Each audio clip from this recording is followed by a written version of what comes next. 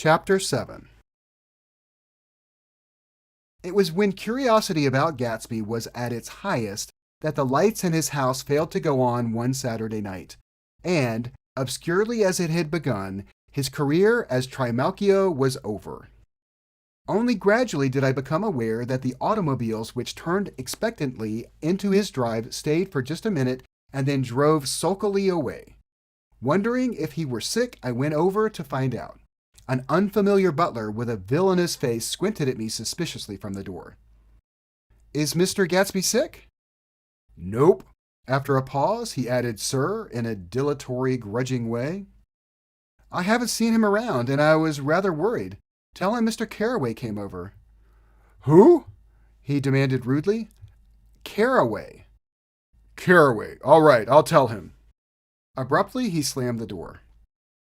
My Finn informed me that Gatsby had dismissed every servant in his house a week ago and replaced them with half a dozen others, who never went into West Egg Village to be bribed by the tradesmen, but ordered moderate supplies over the telephone. The grocery boy reported that the kitchen looked like a pigsty, and the general opinion in the village was that the new people weren't servants at all. Next day, Gatsby called me on the phone. "Going away?" I inquired. "No, old sport." "I hear you fired all your servants." "I wanted somebody who wouldn't gossip. Daisy comes over quite often, in the afternoons." So the whole caravanserai had fallen in like a card house at the disapproval in her eyes. "There's some people Wolfsheim wanted to do something for. They're all brothers and sisters. They used to run a small hotel." "I see." He was calling up at Daisy's request. Would I come to lunch at her house tomorrow? Miss Baker would be there. Half an hour later, Daisy herself telephoned and seemed relieved to find that I was coming. Something was up, and yet I couldn't believe that they would choose this occasion for a scene, especially for the rather harrowing scene that Gatsby had outlined in the garden. The next day was broiling, almost the last, certainly the warmest of the summer. As my train emerged from the tunnel into sunlight, only the hot whistles of the National Biscuit Company broke the simmering hush at noon. The straw seats of the car hovered on the edge of combustion. The woman next to me perspired delicately for a while into her white shirtwaist, and then, as her newspaper dampened under her fingers, lapsed despairingly into deep heat with a desolate cry. Her pocketbook slapped to the floor. "Oh my!" she gasped. I picked it up with a weary bend and handed it back to her, holding it at arm's length and by the extreme tip of the corners to indicate that I had no designs upon it. But everyone nearby, including the woman, suspected me just the same. "Hot," said the conductor to familiar faces. "Some weather. Hot, hot, hot. Is it hot enough for you? Is it hot? Is it?" My commutation ticket came back to me with a dark stain from his hand. That anyone should care in this heat whose flushed lips he kissed, whose head made damp the pajama pocket over his heart. Through the hall of the Buchanan's house blew a faint wind, carrying the sound of the telephone bell out to Gatsby and me as we waited at the door. "The master's body," roared the butler into the mouthpiece. "I'm sorry, madame, but we can't furnish it. It's far too hot to touch this noon." What he really said was, "Yes, yes, I'll see." He set down the receiver and came toward us, glistening slightly, to take our stiff straw hats. "Madame expects you in the salon," he cried, needlessly indicating the direction. In this heat, every extra gesture was an affront to the common store of life. The room, shadowed well with awnings, was dark and cool. Daisy and Jordan lay upon an enormous couch, like silver idols, weighing down their own white dresses against the singing breeze of the fans. "We can't move," they said together. Jordan's fingers, powdered white over their tan, rested for a moment in mine. "And Mr. Thomas Buchanan, the athlete?" I inquired. Simultaneously, I heard his voice, gruff, muffled, husky, at the hall telephone. Gatsby stood in the center of the crimson carpet and gazed around with fascinated eyes. Daisy watched him and laughed, her sweet, exciting laugh. A tiny gust of powder rose from her bosom into the air. "The rumor is," whispered Jordan, "that that's Tom's girl on the telephone." We were silent. The voice in the hall rose high with annoyance. Very well, then. I won't sell you the car at all. I'm under no obligations to you at all. And as for your bothering me about it at lunchtime, I won't stand that at all. Holding down the receiver, said Daisy cynically. No, he's not, I assured her. It's a bona fide deal. I happen to know about it. Tom flung open the door, blocked out its space for a moment with his thick body, and hurried into the room. Mr. Gatsby.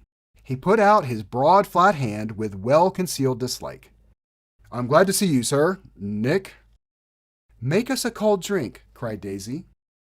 As he left the room again, she got up and went over to Gatsby and pulled his face down, kissing him on the mouth. You know I love you, she murmured. You forget there's a lady present, said Jordan. Daisy looked around doubtfully. You kiss Nick, too. What a low, vulgar girl. I don't care, cried Daisy and began to clog on the brick fireplace. Then she remembered the heat and sat down guiltily on the couch just as a freshly laundered nurse leading a little girl came into the room. Blessed precious, she crooned, holding out her arms. Come to your own mother that loves you. The child, relinquished by the nurse, rushed across the room and rooted shyly into her mother's dress. The blessed precious! Did mother get powder on your old yellowy hair? Stand up now and say howdy-do. Gatsby and I, in turn, leaned down and took the small, reluctant hand. Afterward, he kept looking at the child with surprise. I don't think he had ever really believed in its existence before. I got dressed before luncheon, said the child, turning eagerly to Daisy. That's because your mother wanted to show you off. Her face bent into the single wrinkle of the small white neck. You dream, you absolute little dream. Yes, admitted the child calmly. Aunt Jordan's got on a white dress, too. How do you like your mother's friends? Daisy turned around so that she faced Gatsby. Do you think they're pretty?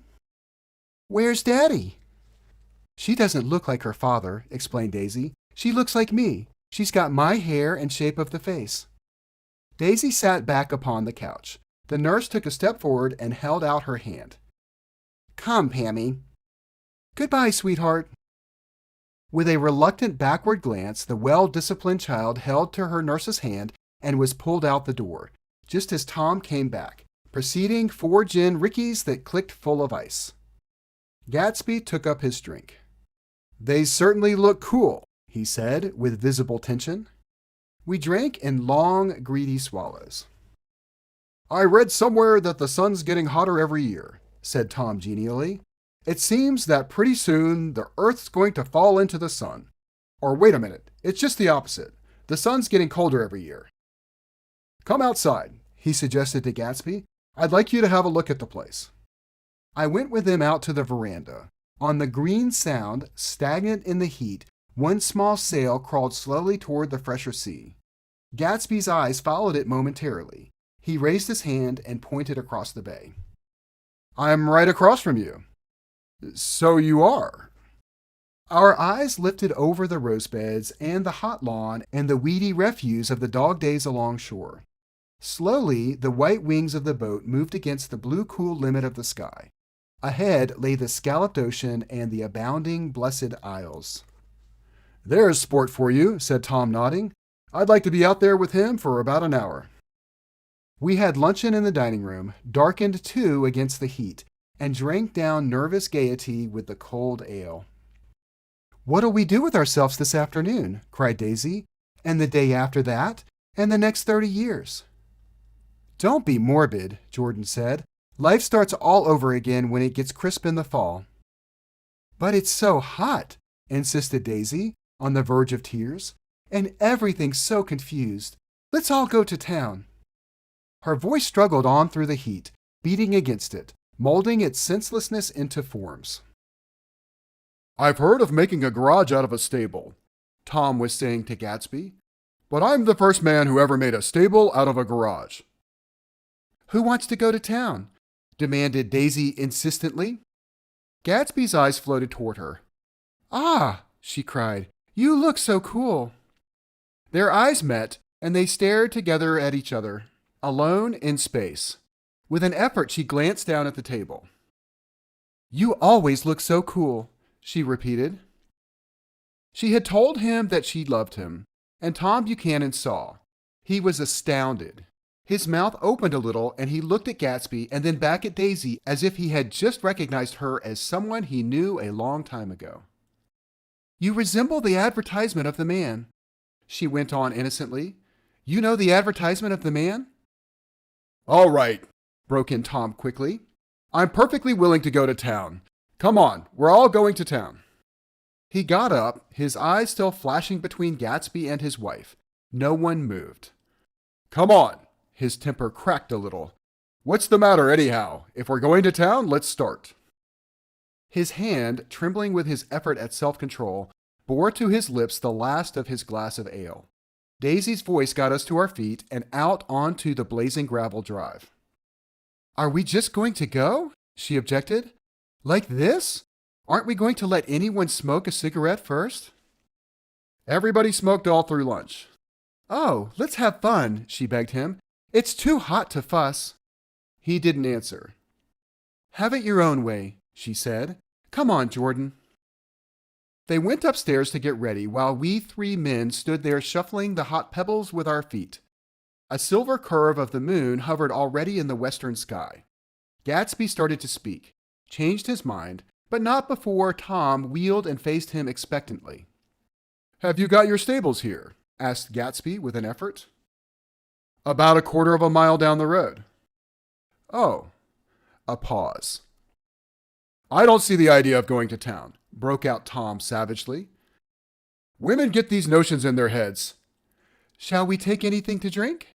called Daisy from an upper window. "I'll get some whiskey," answered Tom. He went inside. Gatsby turned to me rigidly. "I can't say anything in this house, old sport." "She's got an indiscreet voice," I remarked. "It's full of—" I hesitated. "Her voice is full of money," he said suddenly. That was it. I never understood before. It was full of money. That was the inexhaustible charm that rose and fell in it. The jingle of it. The cymbal's song of it. High in a white palace, the king's daughter, the golden girl. Tom came out of the house wrapping a quart bottle in a towel, followed by Daisy and Jordan, wearing small tight hats of metallic cloth and carrying light capes over their arms. "Shall we all go in my car?" suggested Gatsby. He felt the hot green leather of the seat. "I ought to have left it in the shade." "Is it a standard shift?" demanded Tom. "Yes." "Well, you take my coupe and let me drive your car to town." The suggestion was distasteful to Gatsby. "I don't think there's much gas," he objected. "Plenty of gas," said Tom boisterously. He looked at the gauge. "And if it runs out, I can stop at a drugstore. You can buy anything at a drugstore nowadays." A pause followed this apparently pointless remark. Daisy looked at Tom frowning, and an indefinable expression, at once definitely unfamiliar and vaguely recognizable, as if I had only heard it described in words, passed over Gatsby's face. "Come on, Daisy," said Tom, pressing her with his hand toward Gatsby's car. "I'll take you in this circus wagon." He opened the door, but she moved out from the circle of his arm. "You take Nick and Jordan. We'll follow you in the coupe." She walked close to Gatsby, touching his coat with her hand. Jordan and Tom and I got into the front seat of Gatsby's car. Tom pushed the unfamiliar gears tentatively, and we shot off in the oppressive heat, leaving them out of sight behind. "Did you see that?" demanded Tom. "See what?" He looked at me keenly, realizing that Jordan and I must have known all along. "You think I'm pretty dumb, don't you?" he suggested. "Perhaps I am, but I have almost a second sight sometimes that tells me what to do. Maybe you don't believe that, but science—" He paused. The immediate contingency overtook him, pulled him back from the edge of the theoretical abyss. "I've made a small investigation of this fellow," he continued. "I could have gone deeper if I'd known." "Do you mean you've been to a medium?" inquired Jordan humorously. "What?" Confused, he stared at us as we laughed. "A medium?" "About Gatsby." "About Gatsby? No, I haven't. I said I've been making a small investigation of his past. And you found he was an Oxford man? Said Jordan helpfully. An Oxford man? He was incredulous. Like hell he is. He wears a pink suit. Nevertheless, he's an Oxford man. Oxford, New Mexico, snorted Tom contemptuously. Or something like that. Listen, Tom, if you're such a snob, why did you invite him to lunch? Demanded Jordan crossly. Daisy invited him. She knew him before we were married. God knows where. We were all irritable now with the fading ale, and, aware of it, we drove for a while in silence. Then, as Dr. T.J. Eckelbird's faded eyes came into sight down the road, I remembered Gatsby's caution about gasoline. We've got enough to get us to town, said Tom. But there's a garage right here, objected Jordan. I don't want to get stalled in this baking heat. Tom threw on both brakes impatiently, and we slid to an abrupt, dusty stop under Wilson's sign. After a moment, the proprietor emerged from the interior of his establishment and gazed hollow-eyed at the car. Let's have some gas, cried Tom roughly. What do you think we stop for? To admire the view? I'm sick, said Wilson without moving. I've been sick all day. What's the matter? I'm all run down. Well, shall I help myself? Tom demanded. You sounded well enough on the phone. With an effort, Wilson left the shade in support of the doorway and, breathing hard, unscrewed the cap of the tank. In the sunlight, his face was green. I didn't mean to interrupt your lunch, he said. I didn't mean to interrupt your lunch, he said, but I need money pretty bad, and I was wondering what you were going to do with your old car. How do you like this one? Inquired Tom. I bought it last week. It's a nice yellow one, said Wilson as he strained at the handle. Like to buy it? Big chance. Wilson smiled faintly. No, but I could make some money on the other. What do you want money for all of a sudden? I've been here too long. I want to get away. My wife and I want to go west. Your wife does? Exclaimed Tom, startled. She's been talking about it for 10 years. He rested for a moment against the pump, shading his eyes. And now she's going whether she wants to or not. I'm going to get her away. The coupe flashed by us with a flurry of dust and the flash of a waving hand. What do I owe you? Demanded Tom harshly. I just got wised up to something funny the last 2 days, remarked Wilson. That's why I want to get away. That's why I've been bothering you about the car. What do I owe you? $1.20. The relentless beating heat was beginning to confuse me, and I had a bad moment there before I realized that so far his suspicions hadn't alighted on Tom. He had discovered that Myrtle had some sort of life apart from him in another world, and the shock had made him physically sick. I stared at him and then at Tom, who had made a parallel discovery less than an hour before, and it occurred to me that there was no difference between men, in intelligence or race, so profound as the difference between the sick and the well. Wilson was so sick that he looked guilty, unforgivably guilty, as if he had just got some poor girl with child. I'll let you have that car, said Tom. I'll send it over tomorrow afternoon. That locality was always vaguely disquieting, even in the broad glare of afternoon, and now I turned my head as though I had been warned of something behind.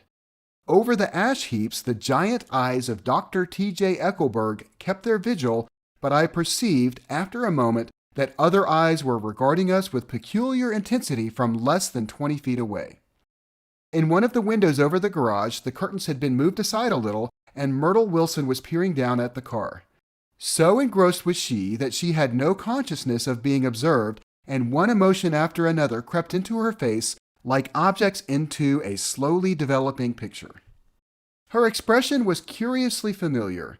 It was an expression I had often seen on women's faces, but on Myrtle's face it seemed purposeless and inexplicable until I realized that her eyes, wide with jealous terror, were fixed not on Tom, but on Jordan Baker, whom she took to be his wife.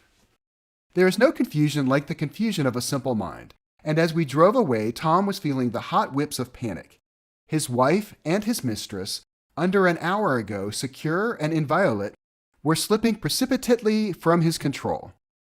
Instinct made him step on the accelerator with the double purpose of overtaking Daisy and leaving Wilson behind, and we sped along toward Astoria at 50 miles an hour, until, among the spidery girders of the elevated, we came in sight of the easygoing blue coupe.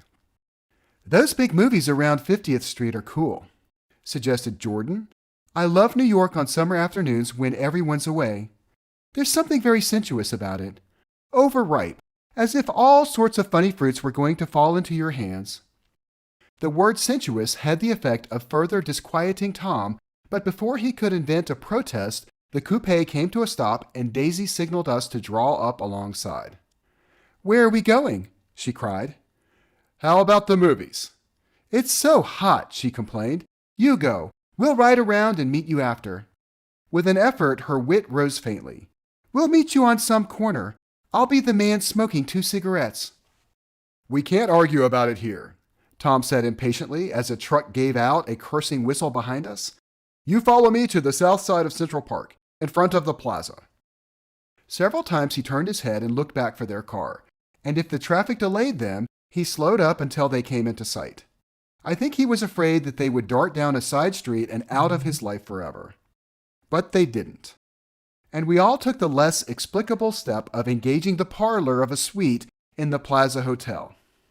The prolonged and tumultuous argument that ended by herding us into that room eludes me, though I have a sharp physical memory that, in the course of it, my underwear kept climbing like a damp snake around my legs and intermittent beads of sweat raced cool across my back. The notion originated with Daisy's suggestion that we hire 5 bathrooms and take cold baths, and then assumed more tangible form as a place to have a mint julep. Each of us said over and over that it was a crazy idea. We all talked at once to a baffled clerk and thought, or pretended to think, that we were being very funny. The room was large and stifling, and though it was already 4 o'clock, opening the windows admitted only a gust of hot shrubbery from the park. Daisy went to the mirror and stood with her back to us, fixing her hair.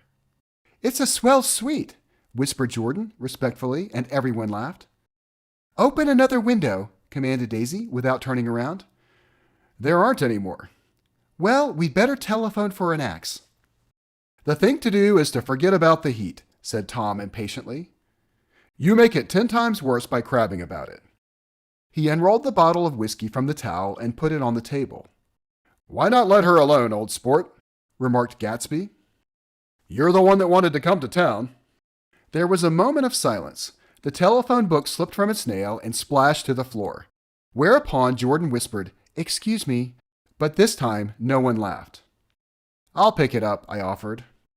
"I've got it." Gatsby examined the parted string, muttered, "Hum," in an interested way, and tossed the book on a chair. "That's a great expression of yours, isn't it?" said Tom sharply. "What is?" "All this old sport business. Where'd you pick that up?" "Now see here, Tom," said Daisy, turning around from the mirror. "If you're going to make personal remarks, I won't stay here a minute. Call up and order some ice for the mint julep." As Tom took up the receiver, the compressed heat exploded into sound, and we were listening to the portentous chords of Mendelssohn's Wedding March from the ballroom below. "Imagine marrying anybody in this heat," cried Jordan dismally. "Still, I was married in the middle of June," Daisy remembered. "Louisville in June. Somebody fainted. Who was it who fainted, Tom?" "Biloxi," he answered shortly. "A man named Biloxi. Blocks Biloxi. And he made boxes. That's a fact. And he was from Biloxi, Tennessee." "They carried him into my house," appended Jordan, "because we lived just 2 doors from the church. And he stayed 3 weeks until Daddy told him he had to get out. The day after he left, Daddy died." After a moment, she added as if she might have sounded irreverent, "There wasn't any connection." "I used to know a Bill Biloxi from Memphis," I remarked. "That was his cousin. I knew his whole family history before he left. He gave me an aluminum putter that I use today." The music had died down as the ceremony began, and now a long cheer floated in at the window, followed by intermittent cries of "Yay! Ay! Ay!" and finally by a burst of jazz as the dancing began. "We're getting old," said Daisy. "If we were young, we'd rise and dance." "Remember Biloxi?" Jordan warned her. "Where did you know him, Tom?" Biloxi? He concentrated with an effort. I didn't know him. He was a friend of Daisy's. He was not, she denied. I'd never seen him before. He came down in the private car. Well, he said he knew you, and he said he was raised in Louisville. Asa Bird brought him around at the last minute and asked if we had a room for him. Jordan smiled. He was probably bumming his way home. He told me he was president of your class at Yale. Tom and I looked at each other blankly. Biloxi? First place, we didn't have any president. Gatsby's foot beat a short, restless tattoo, and Tom eyed him suddenly. By the way, Mr. Gatsby, I understand you're an Oxford man. Not exactly. Oh, yes, I understand you went to Oxford. Yes, I went there. A pause. Then Tom's voice, incredulous and insulting. You must have gone there about the time Biloxi went to New Haven. Another pause. A waiter knocked and came in with crushed mint and ice, but the silence was unbroken by his thank you and the soft closing of the door. This tremendous detail was to be cleared up at last. I told you I went there, said Gatsby. I heard you, but I'd like to know when. It was in 1919. I only stayed 5 months. That's why I can't really call myself an Oxford man. Tom glanced around to see if we mirrored his unbelief. But we were all looking at Gatsby. It was an opportunity they gave to some of the officers after the armistice, he continued. We could go to any of the universities in England or France.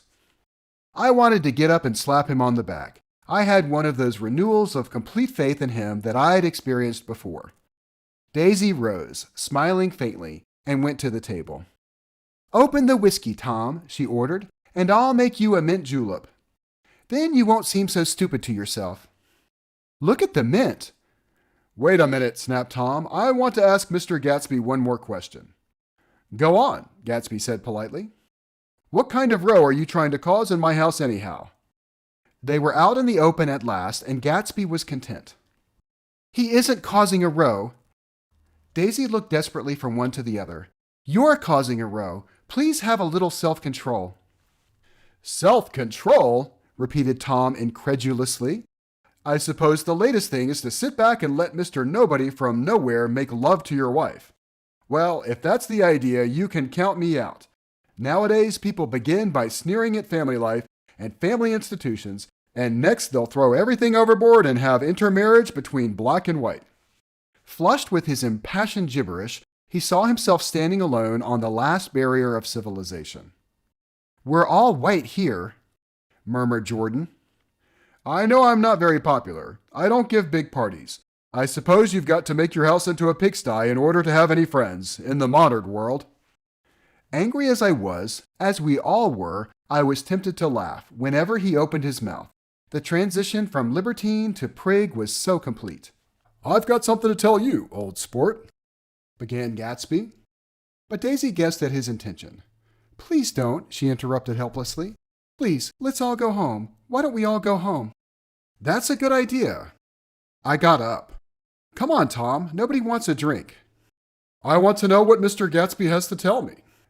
Your wife doesn't love you, said Gatsby. She never loved you. She loves me. You must be crazy, exclaimed Tom automatically. Gatsby sprang to his feet, vivid with excitement.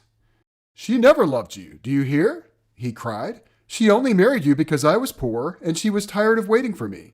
It was a terrible mistake, but in her heart she never loved anyone except me. At this point, Jordan and I tried to go, but Tom and Gatsby insisted with competitive firmness that we remain, as though neither of them had anything to conceal, and it would be a privilege to partake vicariously of their emotions. Sit down, Daisy. Tom's voice groped unsuccessfully for the paternal note. What's been going on? I want to hear all about it. I told you what's been going on, said Gatsby. Going on for 5 years, and you didn't know. Tom turned to Daisy sharply. You've been seeing this fellow for 5 years? Not seeing, said Gatsby. No, we couldn't meet. But both of us loved each other all that time, old sport, and you didn't know. I used to laugh sometimes, but there was no laughter in his eyes. To think that you didn't know. Oh, that's all. Tom tapped his thick fingers together like a clergyman and leaned back in his chair. You're crazy, he exploded. I can't speak about what happened 5 years ago because I didn't know Daisy then, and I'll be damned if I see how you got within a mile of her unless you brought the groceries to the back door. But all the rest of that's a goddamn lie. Daisy loved me when she married me, and she loves me now." "No," said Gatsby, shaking his head. "She does, though. The trouble is that sometimes she gets foolish ideas in her head and she doesn't know what she's doing." He nodded sagely. "And what's more, I love Daisy too. Once in a while, I go off on a spree and make a fool of myself. But I always come back, and in my heart, I love her all the time." "You're revolting," said Daisy. She turned to me, and her voice, dropping an octave lower, filled the room with thrilling scorn. "Do you know why we left Chicago? I'm surprised that they didn't treat you to the story of that little spree." Gatsby walked over and stood beside her. "Daisy, that's all over now," he said earnestly. "It doesn't matter anymore. Just tell him the truth, that you never loved him, and it's all wiped out forever." She looked at him blindly. "Why, how could I love him, possibly?" "You never loved him." She hesitated. Her eyes fell on Jordan and me with a sort of appeal, as though she realized at last what she was doing, and as though she had never, all along, intended doing anything at all. But it was done now. It was too late. "I never loved him," she said, with perceptible reluctance. "Not at Capiolani?" demanded Tom suddenly. "No." From the ballroom beneath, muffled and suffocating chords were drifting up on hot waves of air. "Not that day I carried you down from the punch bowl to keep your shoes dry?" There was a husky tenderness in his tone. "Daisy?" "Please don't." Her voice was cold, but the rancor was gone from it. She looked at Gatsby. "There, Jay," she said, but her hand as she tried to light a cigarette was trembling. Suddenly, she threw the cigarette and burning match on the carpet. "Oh, you want too much," she cried to Gatsby. "I love you now. Isn't that enough? I can't help what's past." She began to sob helplessly. "I did love him once, but I loved you too." Gatsby's eyes opened and closed. "You loved me too?" he repeated. "Even that's a lie," said Tom savagely. "She didn't know you were alive. Why, there are things between Daisy and me that you'll never know. Things that neither of us can ever forget." The words seemed to bite physically into Gatsby. "I want to speak to Daisy alone," he insisted. "She's all excited now." "Even alone, I can't say I never loved Tom," she admitted in a pitiful voice. "It wouldn't be true." "Of course it wouldn't," agreed Tom. She turned to her husband. "As if it mattered to you," she said. "Of course it matters. I'm going to take better care of you from now on." "You don't understand," said Gatsby with a touch of panic. "You're not going to take care of her anymore." "I'm not?"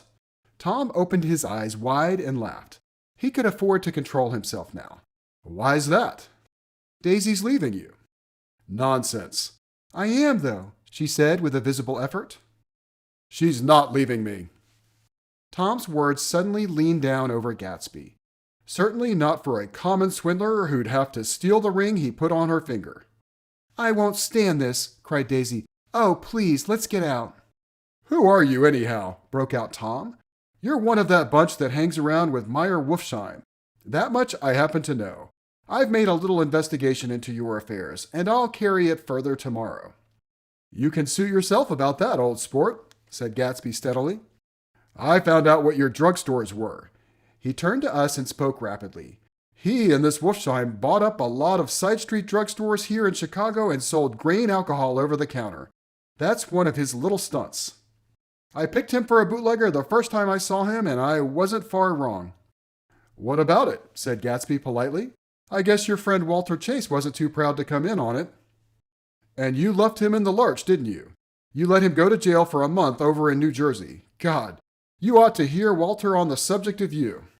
He came to us dead broke. He was very glad to pick up some money, old sport." "Don't you call me old sport," cried Tom. Gatsby said nothing.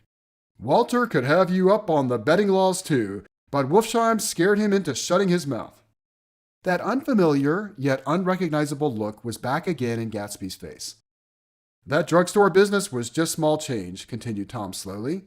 "But you've got something on now that Walter's afraid to tell me about." I glanced at Daisy, who was staring terrified between Gatsby and her husband, and at Jordan, who had begun to balance an invisible but absorbing object on the tip of her chin. Then I turned back to Gatsby and was startled at his expression. He looked, and this is said in all contempt for the babbled slander of his garden, as if he had killed a man. For a moment, the set of his face could be described in just that fantastic way. It passed, and he began to talk excitedly to Daisy, denying everything, defending his name against accusations that had not been made. But with every word she was drawing further and further into herself, so he gave that up, and only the dead dream fought on as the afternoon slipped away, trying to touch what was no longer tangible, struggling unhappily, undespairingly, toward that lost voice across the room. The voice begged again to go. "Please, Tom, I can't stand this any more." Her frightened eyes told that whatever intentions, whatever courage she had had, were definitely gone. "You two start on home, Daisy," said Tom, "in Mr. Gatsby's car." She looked at Tom, alarmed now, but he insisted with a magnanimous scorn. "Go on, he won't annoy you. I think he realizes that his presumptuous little flirtation is over." They were gone, without a word, snapped out, made accidental, isolated, like ghosts even from our pity. After a moment, Tom got up and began wrapping the unopened bottle of whiskey in the towel. "Want any of this stuff, Jordan? Nick?" I didn't answer. "Nick?" he asked again. "What? "Want any?" No, I just remembered that today's my birthday." I was 30. Before me stretched the portentous, menacing road of a new decade. It was 7 o'clock when we got into the coupe with him and started for Long Island. Tom talked incessantly, exulting and laughing, but his voice was as remote from Jordan and me as the foreign clamor on the sidewalk or the tumult of the elevated overhead. Human sympathy has its limits, and we were content to let all their tragic arguments fade with the city lights behind. 30. The promise of a decade of loneliness. A thinning list of single men to know. A thinning briefcase of enthusiasm. Thinning hair. But there was Jordan beside me, who, unlike Daisy, was too wise ever to carry well-forgotten dreams from age to age. As we passed over the dark bridge, her wan face fell lazily against my coat's shoulder, and the formidable stroke of 30 died away with the reassuring pressure of her hand. So we drove on toward death through the cooling twilight. The young Greek, Nicholas, who ran the coffee joint beside the ash heaps, was the principal witness at the inquest. He had slept through the heat until after 5, when he strolled over to the garage and found George Wilson sick in his office, really sick, pale as his own pale hair and shaking all over. Nicholas advised him to go to bed, but Wilson refused, saying that he'd miss a lot of business if he did. While his neighbor was trying to persuade him, a violent racket broke out overhead. "I've got my wife locked in up there," explained Wilson calmly. "She's going to stay there till the day after tomorrow, and then we're going to move away." Nicholas was astonished. They had been neighbors for 4 years, and Wilson had never seemed faintly capable of such a statement. Generally, he was one of these worn-out men. When he wasn't working, he sat on a chair in the doorway and stared at the people in the cars that passed along the road. When anyone spoke to him, he invariably laughed in an agreeable, colorless way. He was his wife's man and not his own. So naturally, Nicholas tried to find out what had happened, but Wilson wouldn't say a word. Instead, he began to throw curious, suspicious glances at his visitor and ask him what he'd been doing at certain times on certain days. Just as the latter was getting uneasy, some workmen came past the door bound for his restaurant, and Nicholas took the opportunity to get away, intending to come back later. But he didn't.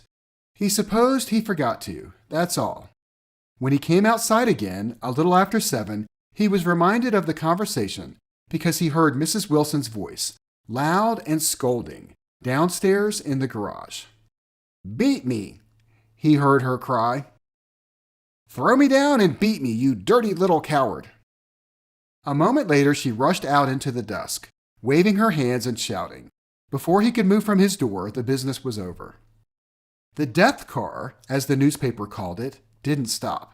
It came out of the gathering darkness, wavered tragically for a moment, and then disappeared around the next bend. Nicholas wasn't even sure of its color. He told the first policeman it was light green. The other car, the one going toward New York, came to rest a few hundred yards beyond. And its driver hurried back to where Myrtle Wilson, her life violently extinguished, knelt in the road and mingled her thick, dark blood with the dust. Nicholas and this man reached her first, but when they had torn open her shirtwaist, still damp with perspiration, they saw that her left breast was swinging loose like a flap, and there was no need to listen for the heart beneath. The mouth was wide open and ripped at the corners, as though she had choked a little in giving up the tremendous vitality she had stored so long.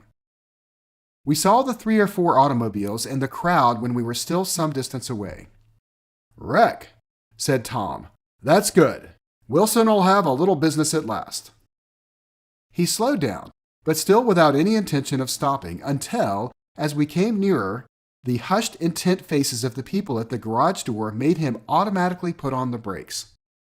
"We'll take a look," he said doubtfully. "Just a look." I became aware now of a hollow, wailing sound which issued incessantly from the garage, a sound which, as we got out of the coupe and walked toward the door, resolved itself into the words, "Oh my God!" uttered over and over in a gasping moan. "There's some bad trouble here," said Tom excitedly. He reached up on tiptoes and peered over a circle of heads into the garage, which was lit only by a yellow light and a swinging wire basket overhead. Then he made a harsh sound in his throat, and with a violent thrusting movement of his powerful arms pushed his way through. The circle closed up again with a running murmur of expostulation. It was a minute before I could see anything at all. Then new arrivals disarranged the line, and Jordan and I were pushed suddenly inside. Myrtle Wilson's body wrapped in a blanket, and then in another blanket, as though she suffered from a chill in the hot night, lay on a work table by the wall, and Tom, with his back to us, was bending over it, motionless. Next to him stood a motorcycle policeman, taking down names with much sweat and correction in a little book. At first, I couldn't find the source of the high, groaning words that echoed clamorously through the bare garage. Then I saw Wilson standing on the raised threshold of his office, swaying back and forth and holding to the doorposts with both hands. Some man was talking to him in a low voice and attempting from time to time to lay a hand on his shoulder. But Wilson neither heard nor saw. His eyes would drop slowly from the swinging light to the laden table by the wall, and then jerk back to the light again, and he gave out incessantly his high, horrible call. "Oh my God! Oh my God! Oh my God! Oh my God!" Presently, Tom lifted his head with a jerk, and after staring around the garage with glazed eyes, addressed a mumbled, incoherent remark to the policeman. "M-A-V, the policeman was saying. "O, no, R, corrected the man. M-A-V-R-O. "Listen to me," muttered Tom fiercely. "R," said the policeman. "O. G. G." He looked up as Tom's broad hand fell sharply on his shoulder. "What you want, fella?" "What happened? That's what I want to know." "Auto hit her. Instantly killed." "Instantly killed," repeated Tom, staring. "She ran out in a road. Son of a bitch didn't even stop us car." "There was 2 cars," said Nicholas. "One coming, one going, see?" "Going where?" asked the policeman keenly. "One going each way. Well, she—" His hand rose toward the blankets, but stopped halfway and fell to his side. "She ran out there, and the other one coming from New York knocked right into her going 30 or 40 miles an hour." "What's the name of the place here?" demanded the officer. "Hasn't got any name." A pale, well-dressed Negro stepped near. "It was a yellow car," he said. "Big yellow car, new." "See the accident?" asked the policeman. "No, but the car passed me down the road, going faster than 40, going 50, 60. "Come here and let's have your name. Look out now, I want to get his name." Some words of this conversation must have reached Wilson, swaying in the office door, for suddenly a new theme found voice among his gasping cries. You don't have to tell me what kind of car it was. I know what kind of car it was. Watching Tom, I saw the wad of muscle back of his shoulder tighten under his coat. He walked quickly over to Wilson and, standing in front of him, seized him firmly by the upper arms. You've got to pull yourself together, he said with soothing gruffness. Wilson's eyes fell upon Tom. He started up on his tiptoes and then would have collapsed to his knees had not Tom held him upright. Listen, said Tom, shaking him a little. I just got here a minute ago, from New York. I was bringing you that coupe we've been talking about. That yellow car I was driving this afternoon wasn't mine, do you hear? I haven't seen it all afternoon.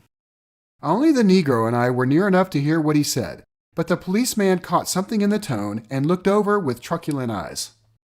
What's all that? He demanded. I'm a friend of his. Tom turned his head but kept his hands firm on Wilson's body. He says he knows the car that did it. It was a yellow car. Some dim impulse moved the policeman to look suspiciously at Tom. And what color is your car? It's a blue car, a coupe. We've come straight from New York, I said. Someone who had been driving a little behind us confirmed this, and the policeman turned away. Now, if you'll let me have that name again. Correct. Picking up Wilson like a doll, Tom carried him into the office, set him down in a chair, and came back. If somebody'll come here and sit with him, he snapped authoritatively.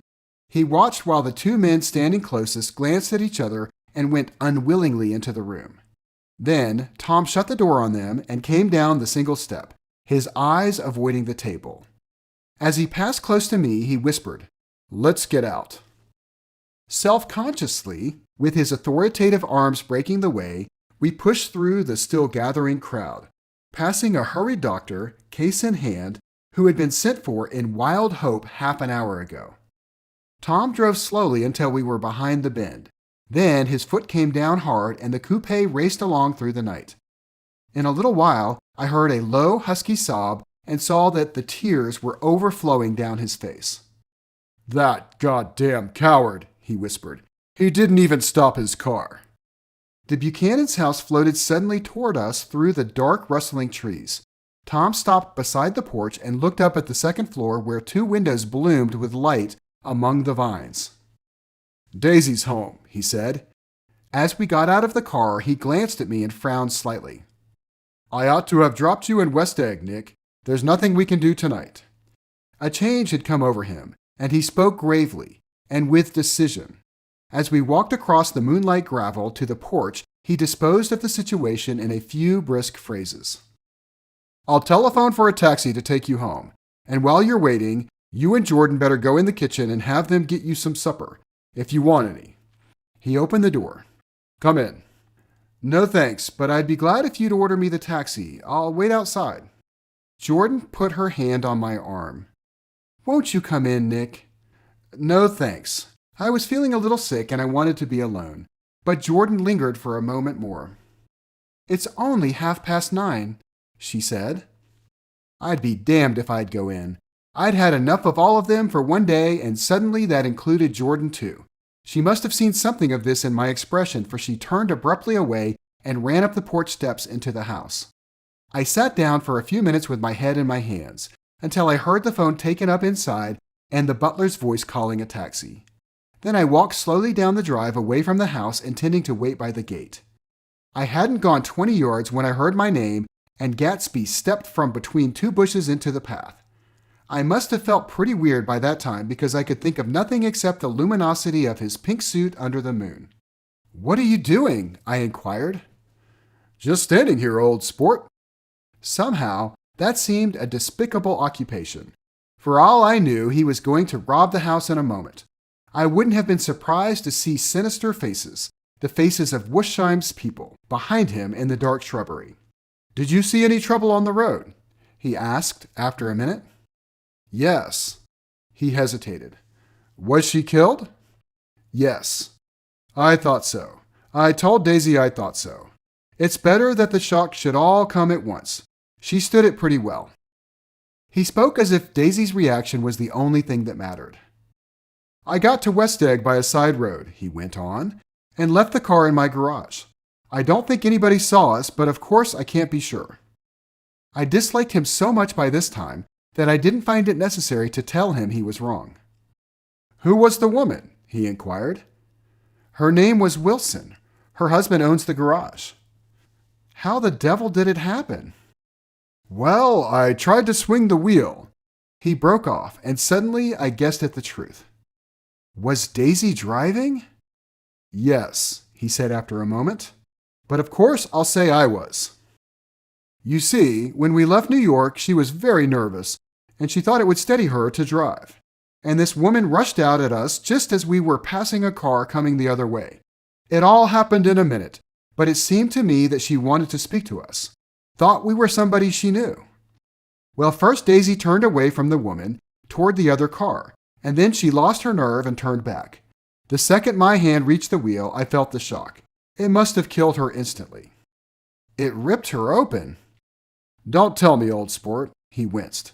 Anyhow, Daisy stepped on it. I tried to make her stop, but she couldn't, so I pulled on the emergency brake.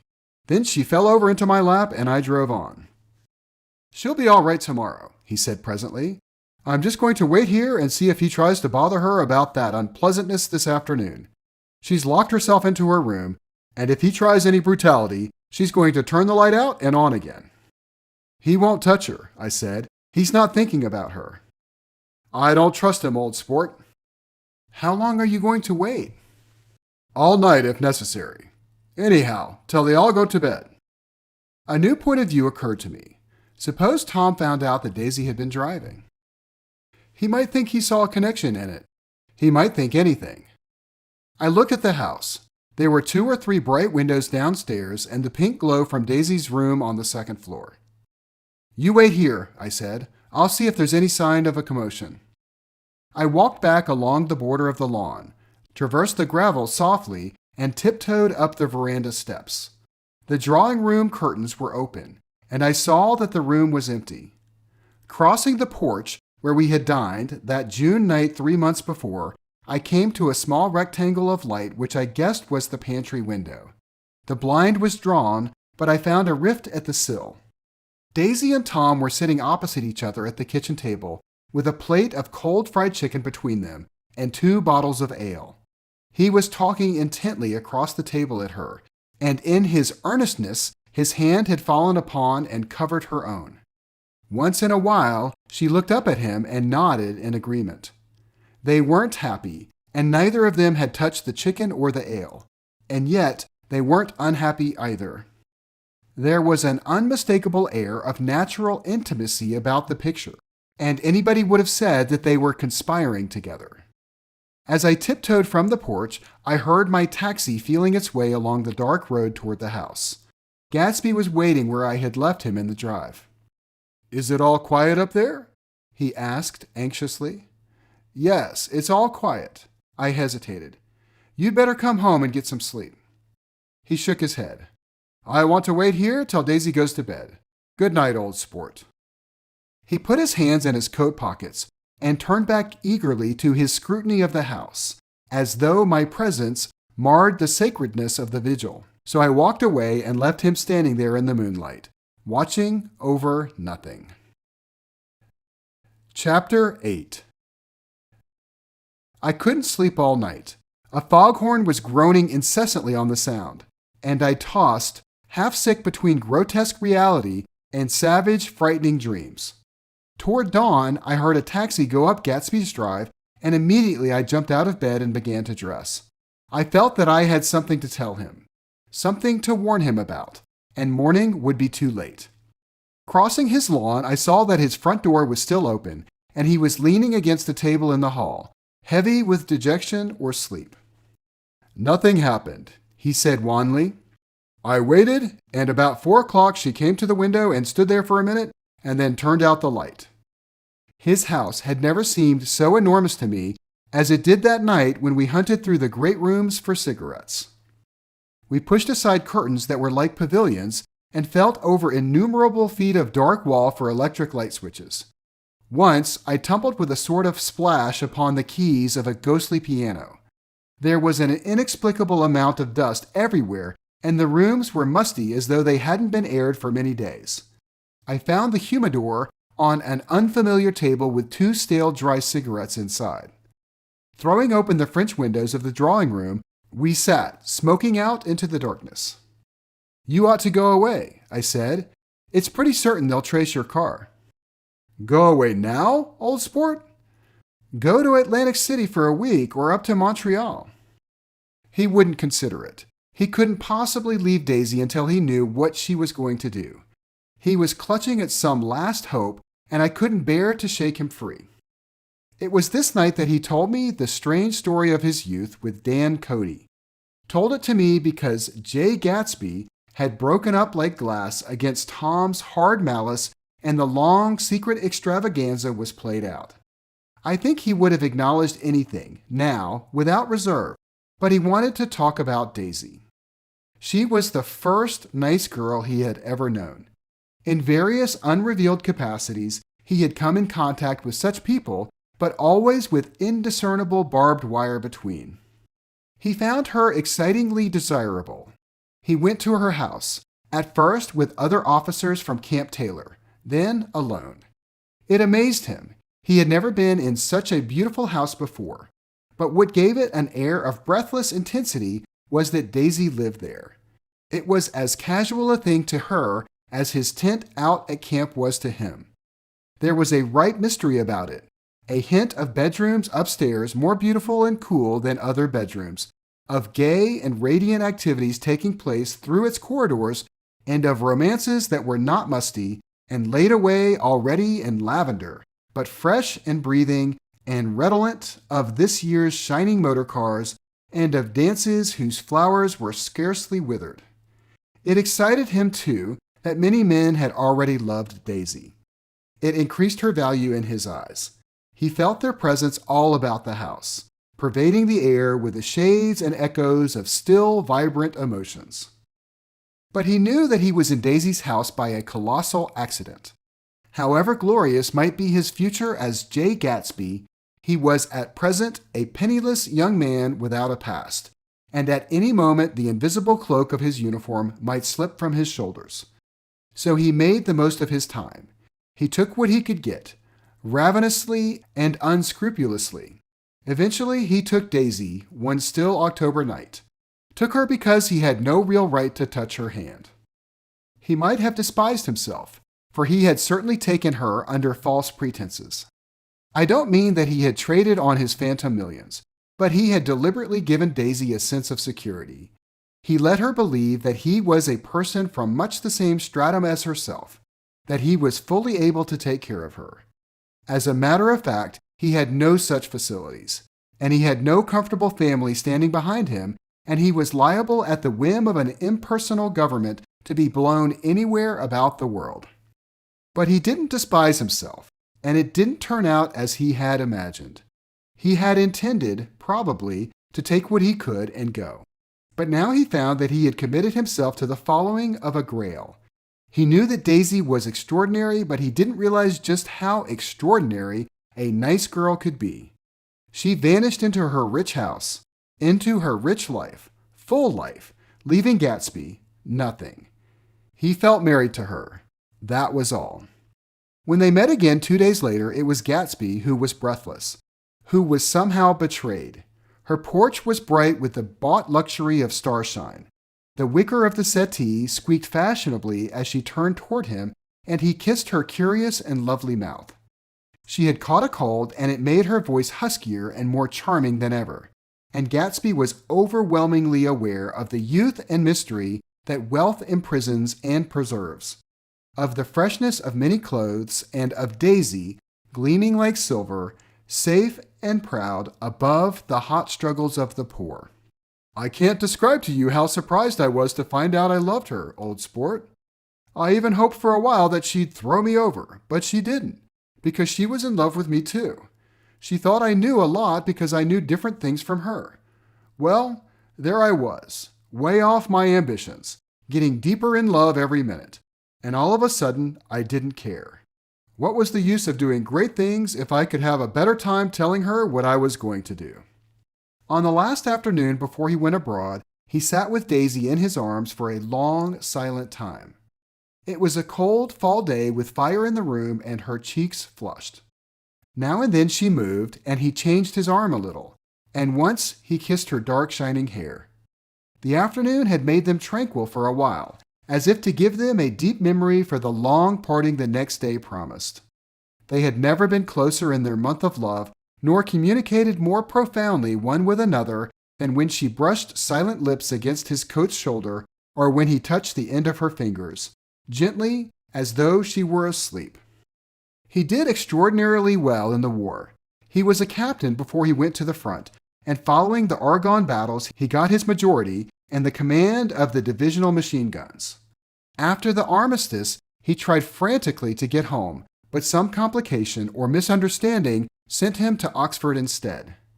He was worried now. There was a quality of nervous despair in Daisy's letters. She didn't see why he couldn't come. She was feeling the pressure of the world outside, and she wanted to see him and feel his presence beside her and be reassured that she was doing the right thing after all. For Daisy was young, and her artificial world was redolent of orchids and pleasant, cheerful snobbery and orchestras which set the rhythm of the year, summing up the sadness and suggestiveness of life in new tunes. All night the saxophones wailed the hopeless comment of the Beale Street Blues, while 100 pairs of golden and silver slippers shuffled the shining dust. At the gray tea hour there were always rooms that throbbed incessantly with this low, sweet fever, while fresh faces drifted here and there like rose petals blown by the sad horns around the floor. Through this twilight universe, Daisy began to move again with the season. Suddenly, she was again keeping half a dozen dates a day with half a dozen men, and drowsing asleep at dawn with the beads and chiffon of an evening dress tangled among dying orchids on the floor beside her bed. And all the time something within her was crying for a decision. She wanted her life shaped now, immediately, and the decision must be made by some force, of love, of money, of unquestionable practicality that was close at hand. That force took shape in the middle of spring with the arrival of Tom Buchanan. There was a wholesome bulkiness about his person and position, and Daisy was flattered. Doubtless there was a certain struggle and a certain relief. The letter reached Gatsby while he was still at Oxford. It was dawn now on Long Island, and we went about opening the rest of the windows downstairs, filling the house with gray turning, gold turning light. The shadow of a tree fell abruptly across the dew, and ghostly birds began to sing among the blue leaves. There was a slow, pleasant movement in the air, scarcely a wind, promising a cool, lovely day. I don't think she ever loved him. Gatsby turned around from a window and looked at me challengingly. You must remember, old sport, she was very excited this afternoon. He told her those things in a way that frightened her, that made it look as if I was some kind of cheap sharper, and the result was she hardly knew what she was saying. He sat down gloomily. Of course she might have loved him, just for a minute, when they were first married, and loved me more even then. Do you see? Suddenly he came out with a curious remark. In any case, he said, it was just personal. What could you make of that, except to suspect some intensity in his conception of the affair that couldn't be measured?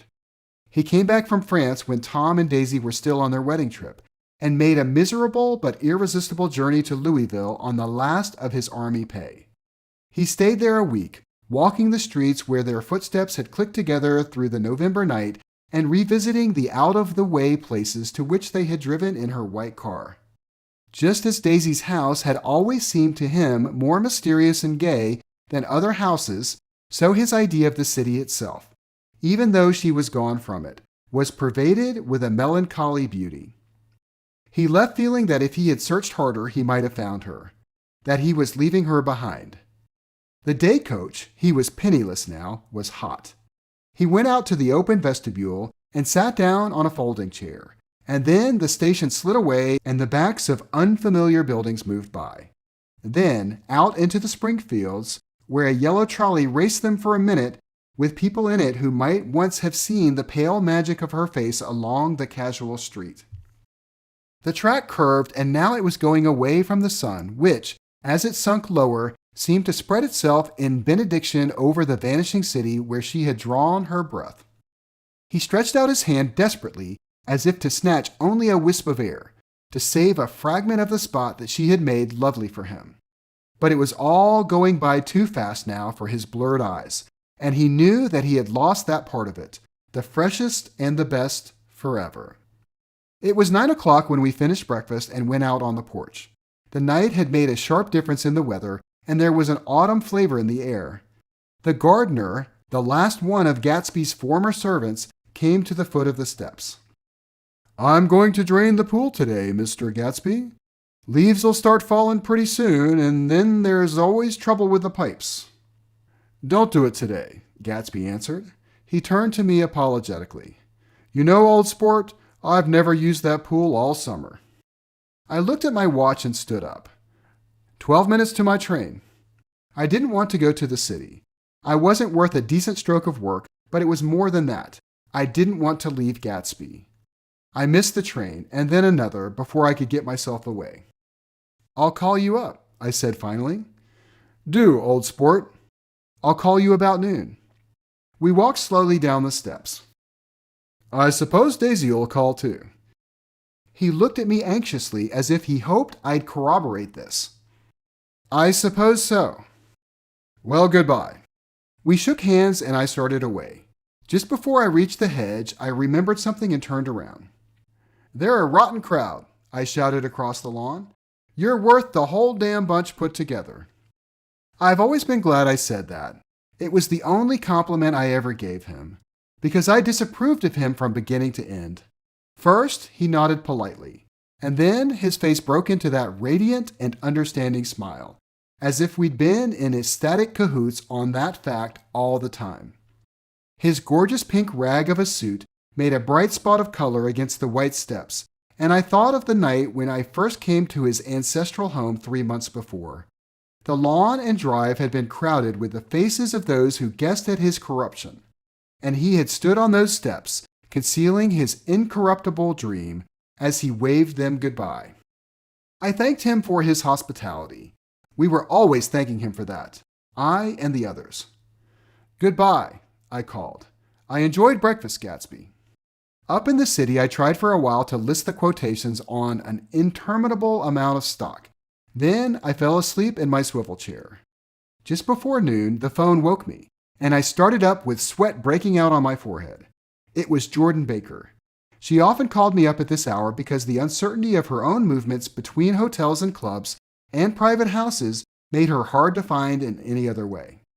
Usually her voice came over the wire as something fresh and cool, as if a divot from a green golf links had come sailing in at the office window. "I've left Daisy's house," she said. "I'm at Hampstead, and I'm going down to Southampton this afternoon." Probably it had been tactful to leave Daisy's house, but the act annoyed me, and her next remark made me rigid. "You weren't so nice to me last night." How could it have mattered then? Silence for a moment. Then, "However, I want to see you." "I want to see you too." "Suppose I don't go to Southampton and come into town this afternoon." "No, I don't think this afternoon." "Very well." "It's impossible this afternoon. We talked like that for a while, and then abruptly we weren't talking any longer. I don't know which of us hung up with a sharp click, but I know I didn't care. I couldn't have talked to her across a tea table that day if I never talked to her again in this world. I called Gatsby's house a few minutes later, but the line was busy. I tried 4 times. Finally, an exasperated central told me the wire was being kept open for a long distance from Detroit. Taking out my timetable, I drew a small circle around the 3:50 train. Then I leaned back in my chair and tried to think. It was just noon. When I passed the ash heaps on the train that morning, I had crossed deliberately to the other side of the car. I suppose there'd be a curious crowd around there all day with little boys searching for dark spots in the dust and some garrulous man telling over and over again what happened until it became less and less real even to him, and he could tell it no longer. And Myrtle Wilson's tragic achievement was forgotten. Now I want to go back a little and tell what happened at the garage after we left there the night before. They had difficulty in locating the sister, Catherine. She must have broken her rule against drinking that night, for when she arrived, she was stupid with liquor and unable to understand that the ambulance had already gone to Flushing. When they convinced her of this, she immediately fainted as if that was the intolerable part of the affair. Someone kind or curious took her in his car and drove her in the wake of her sister's body. Until long after midnight, a changing crowd lapped up against the front of the garage while George Wilson rocked himself back and forth on the couch inside. For a while, the door of the office was open, and everyone who came into the garage glanced irresistibly through it. Finally, someone said it was a shame and closed the door. Nicholas and several other men were with him. First 4 or 5 men, later 2 or 3 men. Still later, Nicholas had to ask the last stranger to wait there 15 minutes longer while he went back to his own place and made a pot of coffee. After that, he stayed there alone with Wilson until dawn. About 3 o'clock, the quality of Wilson's incoherent muttering changed. He grew quieter and began to talk about the yellow car. He announced that he had a way of finding out whom the yellow car belonged to. And then he blurted out that a couple of months ago, his wife had come from the city with her face bruised and her nose swollen. But when he heard himself say this, he flinched and began to cry. "Oh my God!" Again in his groaning voice. Nicholas made a clumsy attempt to distract him. "How long have you been married, George? Come on there, try and sit still a minute and answer my question. How long have you been married?" 12 years. Ever had any children? Come on, George, sit still. I asked you a question. Did you ever have any children? The hard brown beetles kept thudding against the dull light, and whenever Nicholas heard a car go tearing along the road outside, it sounded to him like the car that hadn't stopped a few hours before. He didn't like to go into the garage because the workbench was stained where the body had been lying, so he moved uncomfortably around the office. He knew every object in it before morning, and from time to time sat down beside Wilson, trying to keep him more quiet. "Have you got a church you go to sometimes, George? Maybe even if you haven't been there for a long time. Maybe I could call up the church and get a priest to come over and he could talk to you, see?" "Don't belong to any." "You ought to have a church, George, for times like this. You must have gone to church once. Didn't you get married in a church? Listen, George, listen to me. Didn't you get married in a church?" "That was a long time ago." The effort of answering broke the rhythm of his rocking. For a moment, he was silent. Then the same half-knowing, half-bewildered look came back into his faded eyes. "Look in the drawer there," he said, pointing at the desk. "Which drawer?" "That drawer, that one." Nicholas opened the drawer nearest his hand. There was nothing in it but a small, expensive dog leash made of leather and braided silver. It was apparently new. "This?" he inquired, holding it up. Wilson stared and nodded. "I found it yesterday. She tried to tell me about it, but I knew it was something funny." "You mean your wife bought it?" "She had it wrapped in tissue paper on her bureau." Nicholas didn't see anything odd in that, and he gave Wilson a dozen reasons why his wife might have bought the dog leash. But, conceivably, Wilson had heard some of these same explanations before, from Myrtle, because he began saying, "Oh my God," again in a whisper. His comforter left several explanations in the air. "Then he killed her," said Wilson. His mouth dropped open suddenly. "Who did?" "I have a way of finding out." "You're morbid, George," said his friend. "This has been a strain to you, and you don't know what you're saying. You better try and sit quiet till morning." "He murdered her." "It was an accident, George." Wilson shook his head. His eyes narrowed and his mouth widened slightly from the ghost of a superior, "I know," he said definitely. "I'm one of those trustin' fellows, and I don't think any harm to nobody. But when I get to know a thing, I know it. It was the man in that car. She ran out to speak to him, and he wouldn't stop." Nicholas had seen this too, but it hadn't occurred to him that there was any special significance in it. He believed that Mrs. Wilson had been running away from her husband, rather than trying to stop any particular car. "How could she have been like that?"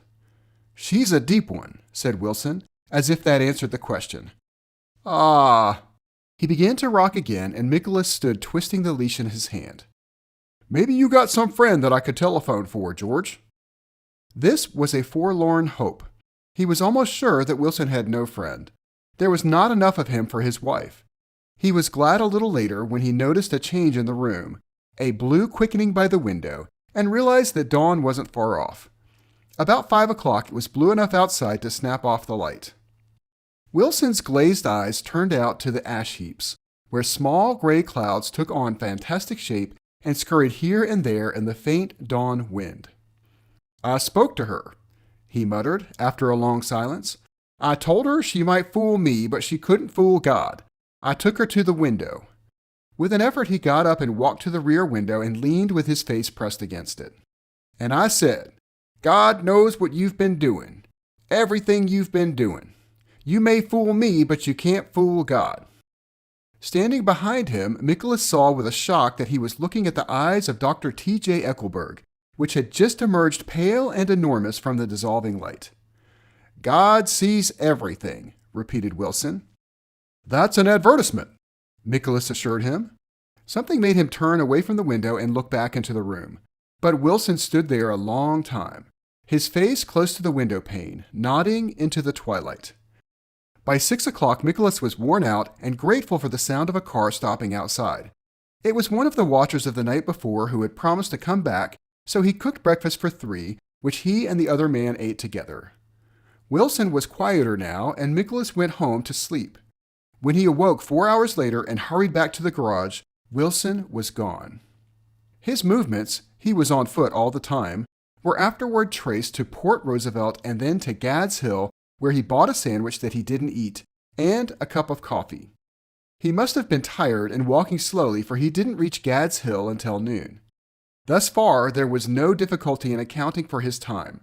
There were boys who had seen a man acting sort of crazy, and motorists at whom he stared oddly from the side of the road.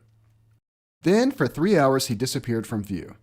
The police, on the strength of what he said to Nicholas, that he had a way of finding out, supposed that he spent that time going from garage to garage, thereabouts inquiring for a yellow car. On the other hand, no garage man who had seen him ever came forward, and perhaps he had an easier, surer way of finding out what he wanted to know. By 2:30, he was in West Egg, where he asked someone the way to Gatsby's house, so by that time he knew Gatsby's name.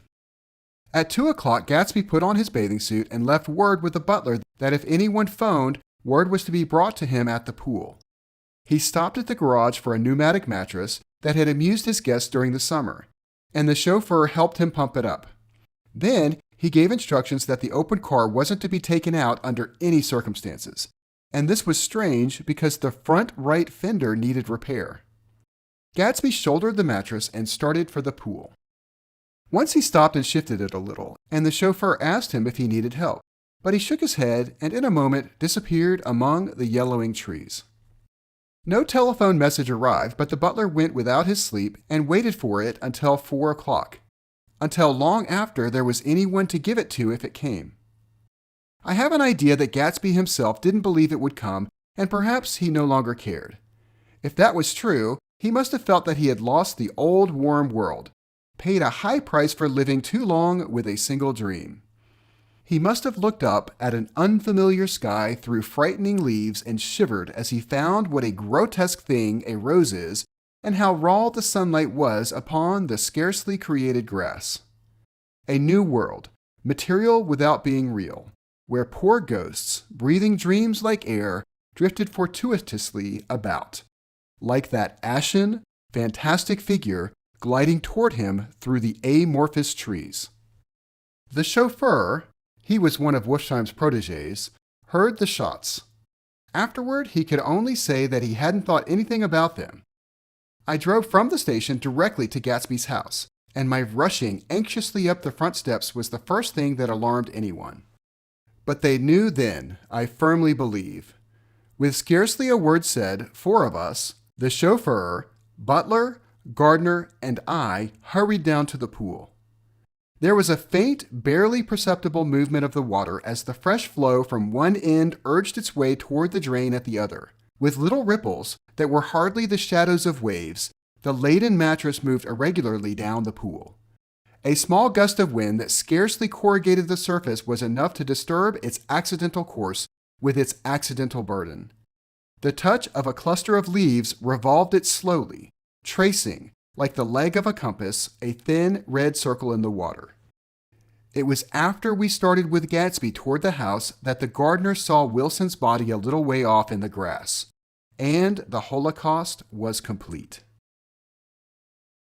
Chapter 9.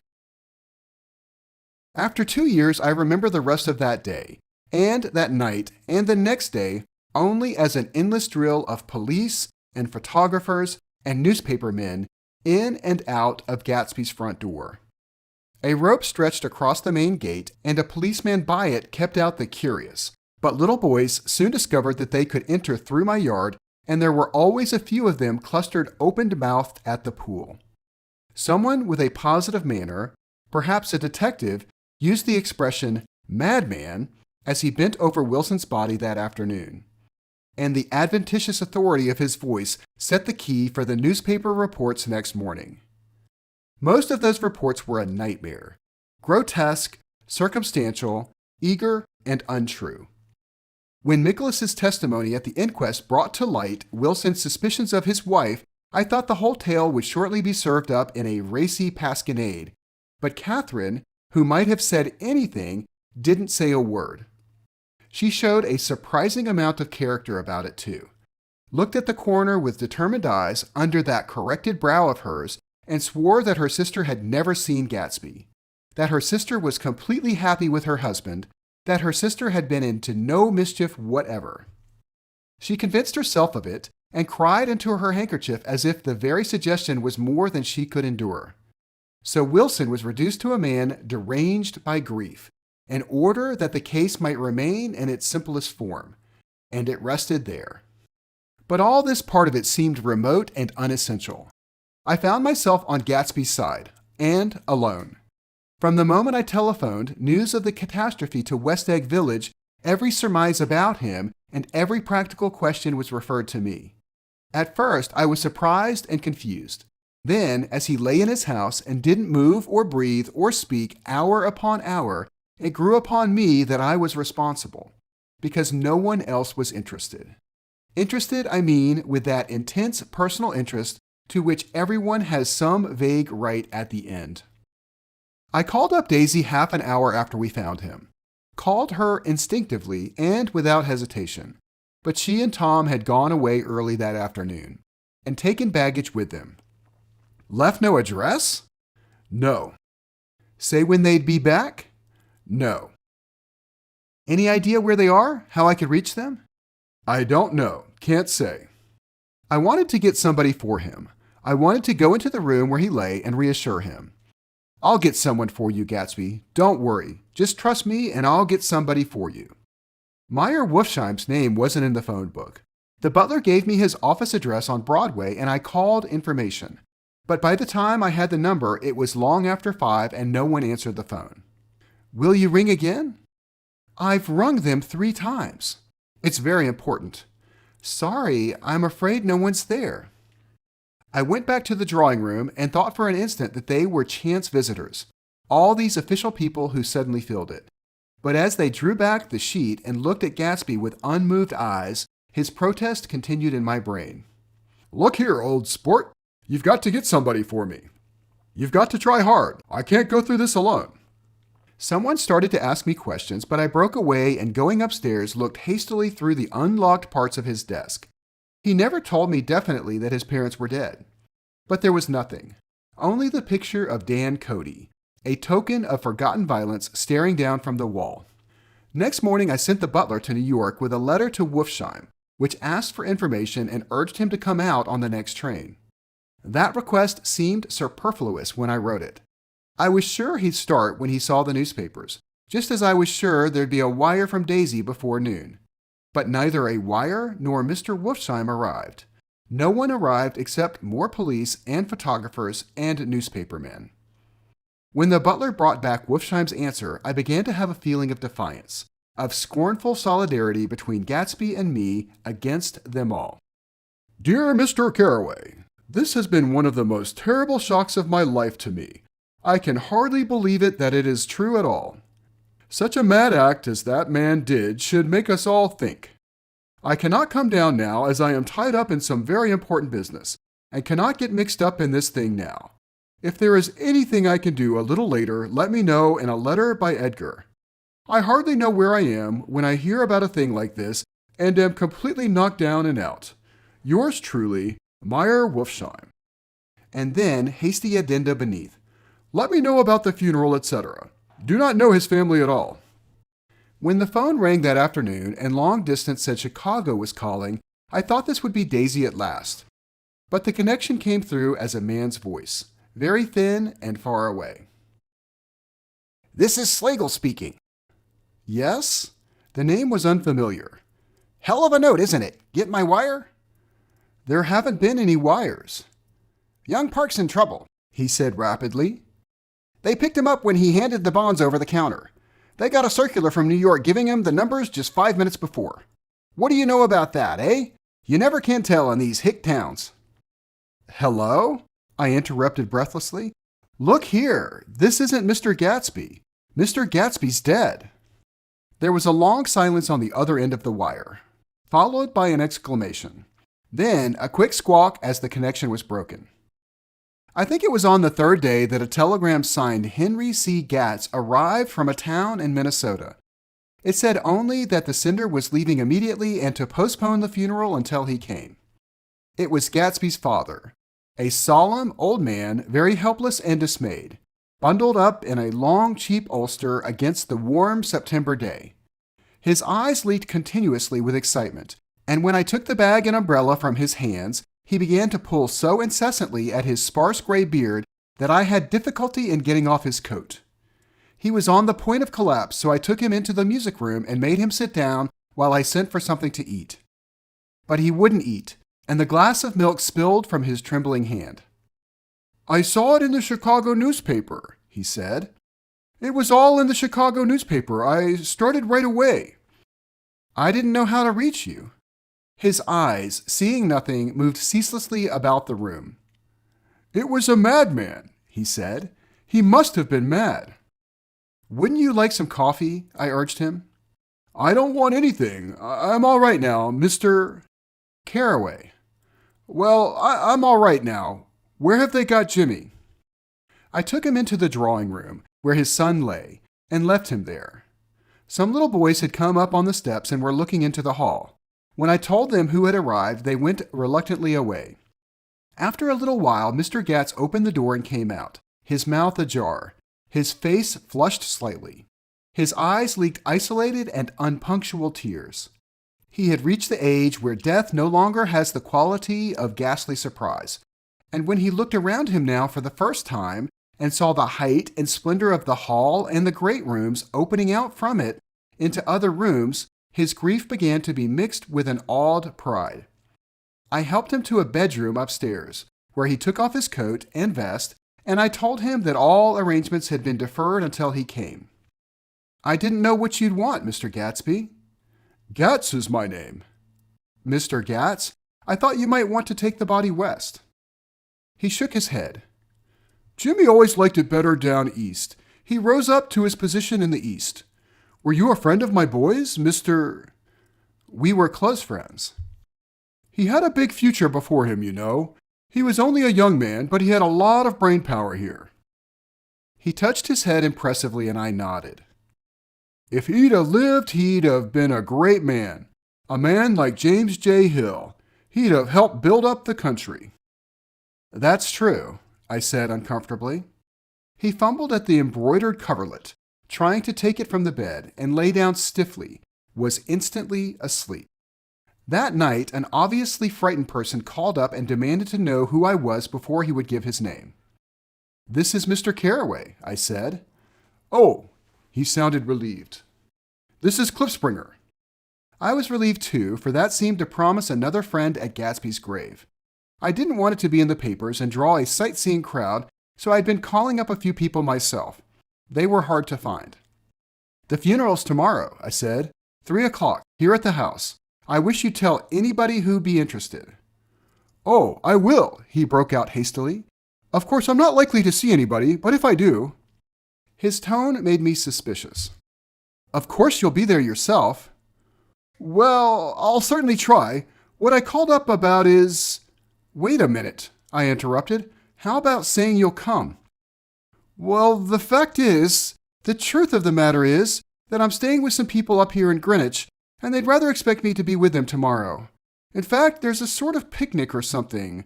Of course, I'll do my very best to get away. I ejaculated an unrestrained huh, and he must have heard me, for he went on nervously. What I called up about was a pair of shoes I left there. I wonder if it'd be too much trouble to have the butler send them on. You see, they're tennis shoes, and I'm sort of helpless without them. My address is care of B.F. I didn't hear the rest of the name because I hung up the receiver. After that, I felt a certain shame for Gatsby. One gentleman to whom I telephoned implied that he had got what he deserved. However, that was my fault, for he was one of those who used to sneer most bitterly at Gatsby on the courage of Gatsby's liquor, and I should have known better than to call him. The morning of the funeral, I went up to New York to see Meyer Wolfsheim. I couldn't seem to reach him by any other way. The door that I pushed open on the advice of an elevator boy was marked the Swastika Holding Company, and at first there didn't seem to be anyone inside. But when I shouted, "Hello!" several times in vain, an argument broke out behind a partition, and presently a lovely Jewess appeared at an interior door and scrutinized me with black, hostile eyes. "Nobody's in," she said. "Mr. Wolfsheim's gone to Chicago." The first part of this was obviously untrue, for someone had begun to whistle The Rosary tunelessly inside. "Please say that Mr. Carraway wants to see him." "I can't get him back from Chicago, can I?" At this moment, a voice, unmistakably Wolfsheim's, called, "Stella!" from the other side of the door. "Leave your name on the desk," she said quickly. "I'll give it to him when he gets back." "But I know he's there." She took a step toward me and began to slide her hands indignantly up and down her hips. "You young men think you can force your way in here at any time," she scolded. "We're getting sick and tired of it. When I say he's in Chicago, he's in Chicago." I mentioned Gatsby. "Oh," she looked at me over again. "Will you what was your name?" She vanished. In a moment, Meyer Wolfsheim stood solemnly in the doorway, holding out both hands. He drew me into his office, remarking in a reverent voice that it was a sad time for all of us, and offered me a cigar. "My memory goes back to when I first met him," he said. "A young major just out of the army, and covered over with medals he got in the war. He was so hard up he had to keep on wearing his uniform because he couldn't buy some regular clothes. First time I saw him was when he come into Weinbrenner's pool room at 43rd Street and asked for a job. He hadn't eat anything for a couple of days. 'Come on, have some lunch with me,' I said. He ate more than $4 worth of food in half an hour." "Did you start him in business?" I inquired. "Start him? I made him." "Oh." "I raised him up out of nothing, right out of the gutter. I saw right away he was a fine-appearing, gentlemanly young man, and when he told me he was in Oxford, I knew I could use him good. I got him to join up in the American Legion, and he used to stand high there. Right off, he did some work for a client of mine up to Albany. We were so thick like that and everything." He held up two bulbous fingers. "Always together." I wondered if this partnership had included the World Series transaction in 1919. "Now he's dead," I said after a moment. "You were his closest friend, so I know you'll want to come to his funeral this afternoon." "I'd like to come." "Well, come then." The hair in his nostrils quivered slightly, and as he shook his head, his eyes filled with tears. "I can't do that. I can't do it. I can't get mixed up in it," he said. "There's nothing to get mixed up in. It's all over now." "When a man gets killed, I never like to get mixed up in it in any way. I keep out. When I was a young man, it was different. If a friend of mine died, no matter how, I stuck with them to the end. You may think that's sentimental, but I mean it, to the bitter end." I saw that for some reason of his own, he was determined not to come, so I stood up. Are you a college man? He inquired suddenly. For a moment I thought he was going to suggest a connection, but he only nodded and shook my hand. Let us learn to show our friendship for a man when he is alive and not after he is dead, he suggested. After that, my own rule is to let everything alone. When I left his office, the sky had turned dark and I got back to West Egg in a drizzle. After changing my clothes, I went next door and found Mr. Gatz walking up and down excitedly in the hall. His pride in his son and in his son's possessions was continually increasing, and now he had something to show me.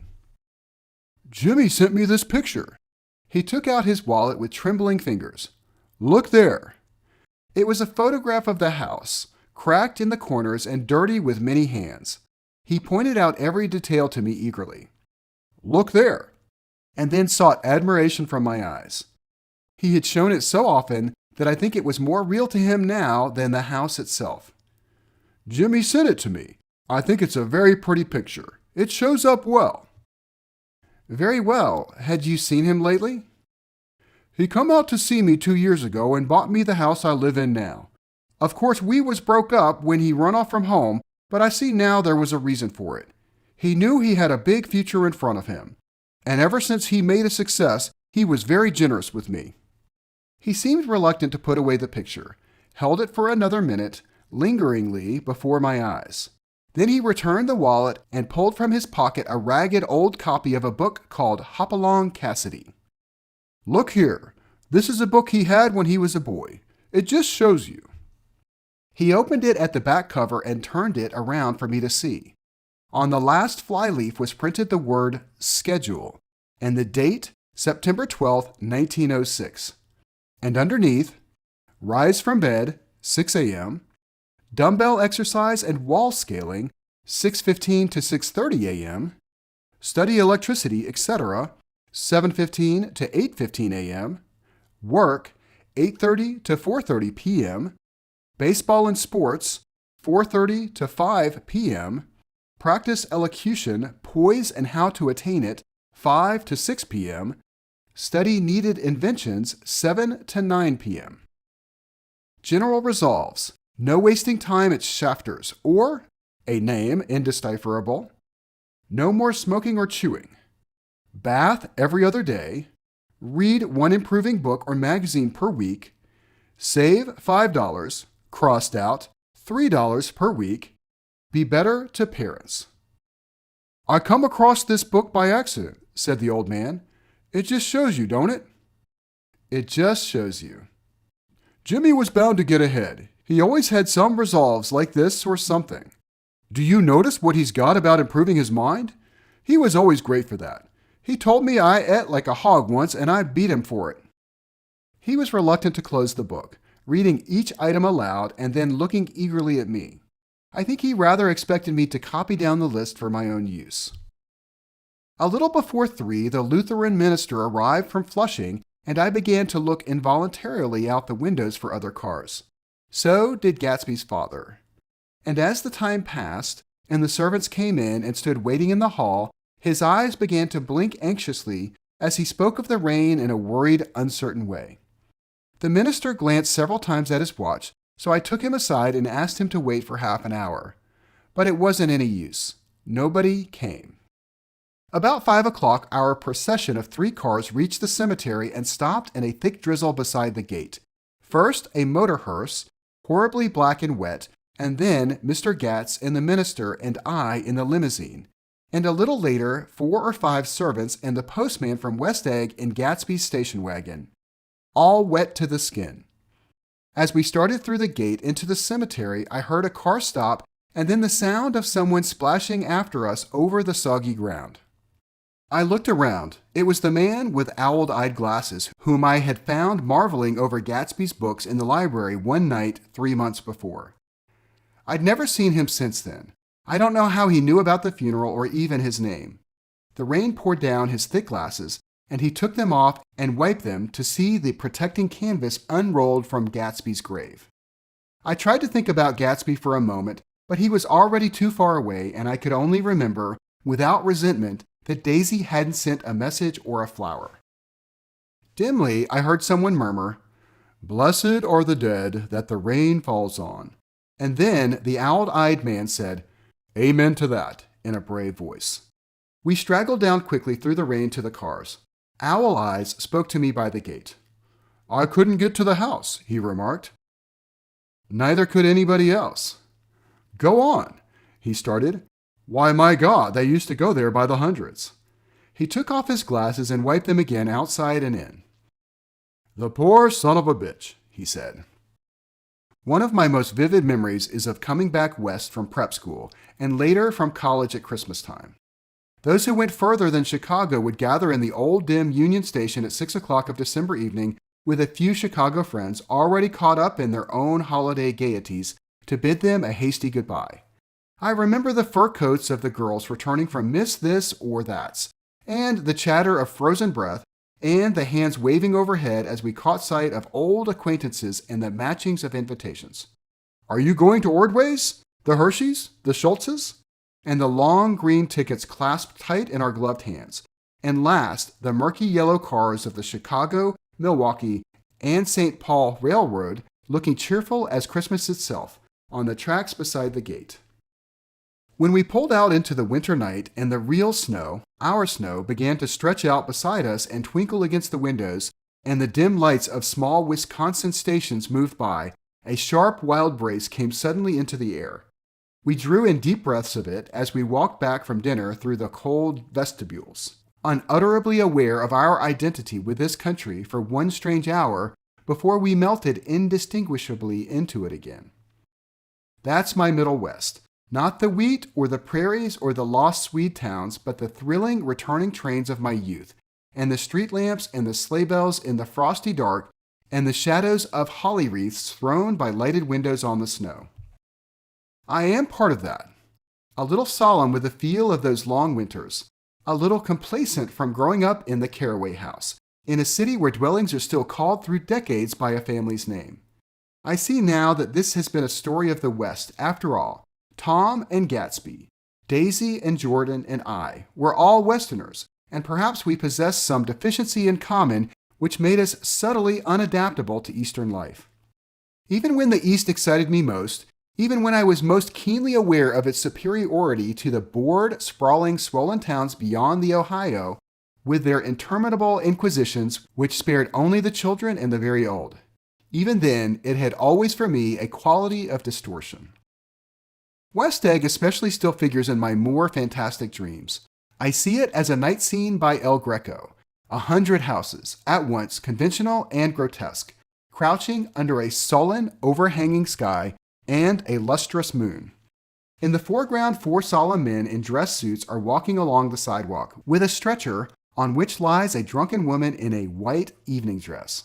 Her hand, which dangles over the side, sparkles cold with jewels.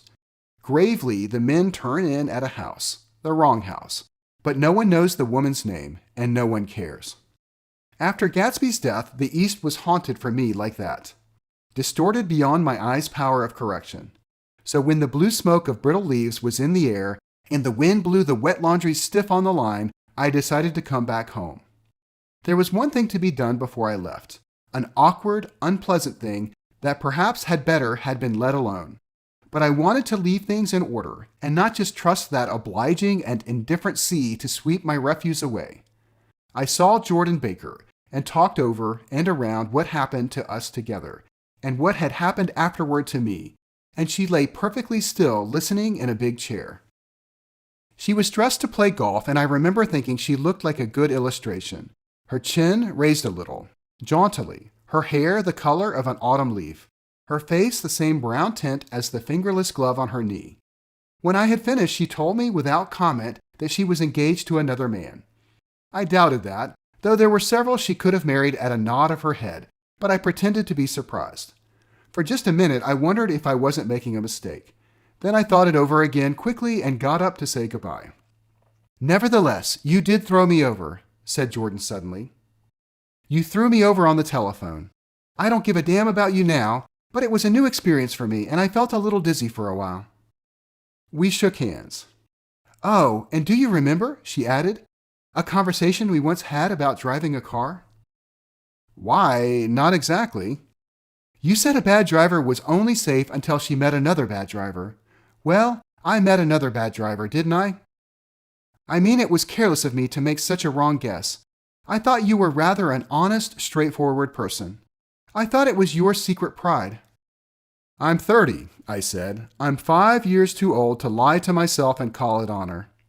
She didn't answer. Angry and half in love with her, and tremendously sorry, I turned away. One afternoon late in October, I saw Tom Buchanan. He was walking ahead of me along Fifth Avenue in his alert, aggressive way, his hands out a little from his body as if to fight off interference. His head moved sharply here and there, adapting itself to his restless eyes. Just as I slowed up to avoid overtaking him, he stopped and began frowning into the windows of a jewelry store. Suddenly, he saw me and walked back holding out his hand. What's the matter, Nick? Do you object to shaking hands with me? Yes, you know what I think of you. You're crazy, Nick, he said quickly. Crazy as hell. I don't know what's the matter with you. Tom, I inquired, what did you say to Wilson that afternoon? He stared at me without a word, and I knew I had guessed right about those missing hours. I started to turn away, but he took a step after me and grabbed my arm. I told him the truth, he said. He came to the door while we were getting ready to leave, and when I sent down word we weren't in, he tried to force his way upstairs. He was crazy enough to kill me if I hadn't told him who owned the car. His hand was on a revolver in his pocket every minute he was in the house. He broke off defiantly. What if I did tell him? That fellow had it coming to him. He threw dust into your eyes just like he did in Daisy's, but he was a tough one. He ran over Myrtle like you'd run over a dog and never even stopped the car. There was nothing I could say, except the one unutterable fact that it wasn't true. And if you think I didn't have my share of suffering, look here. When I went to give up that flat and saw that damn box of dog biscuits sitting there on the sideboard, I sat down and cried like a baby. By God, it was awful. I couldn't forgive him or like him, but I saw that what he had done was, to him, entirely justified. It was all very careless and confused. They were careless people, Tom and Daisy. They smashed up things and creatures and then retreated back into their money or their vast carelessness or whatever it was that kept them together, and let other people clean up the mess they had made. I shook hands with him. It seemed silly not to, for I felt suddenly as though I were talking to a child. Then he went into the jewelry store to buy a pearl necklace, or perhaps a pair of cuff buttons, rid of my provincial squeamishness forever. Gatsby's house was still empty when I left. The grass on his lawn had grown as long as mine. One of the taxi drivers in the village never took a fare past the entrance gate without stopping for a minute and pointing inside. Perhaps it was he who drove Daisy and Gatsby over to East Egg the night of the accident, and perhaps he had made a story about it all his own. I didn't want to hear it, and I avoided him when I got off the train. I spent my Saturday nights in New York because those gleaming, dazzling parties of his were with me so vividly that I could still hear the music and the laughter faint and incessant from his garden and the cars going up and down his drive. One night I did hear a material car there and saw its lights stop at his front steps, but I didn't investigate. Probably it was some final guest who had been away at the ends of the earth and didn't know that the party was over. On the last night, with my trunk packed and my car sold to the grocer, I went over and looked at that huge, incoherent failure of a house once more. On the white steps, an obscene word, scrawled by some boy with a piece of brick, stood out clearly in the moonlight, and I erased it, drawing my shoe raspingly along the stone. Then I wandered down to the beach and sprawled out on the sand.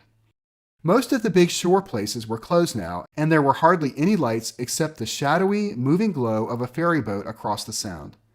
And as the moon rose higher, the inessential houses began to melt away until gradually I became aware of the old island here that flowered once for Dutch sailors' eyes, a fresh, green breast of the New World. Its vanished trees, the trees that had made way for Gatsby's house, had once pandered in whispers to the last and greatest of all human dreams. For a transitory, enchanted moment, man must have held his breath in the presence of this continent. Compelled into an aesthetic contemplation he neither understood nor desired. Face to face, for the last time in history, with something commensurate to his capacity for wonder. And as I sat there brooding in the old unknown world, I thought of Gatsby's wonder when he first picked out the green light at the end of Daisy's dock. He had come a long way to this blue lawn, and his dream must have seemed so close that he could hardly fail to grasp it.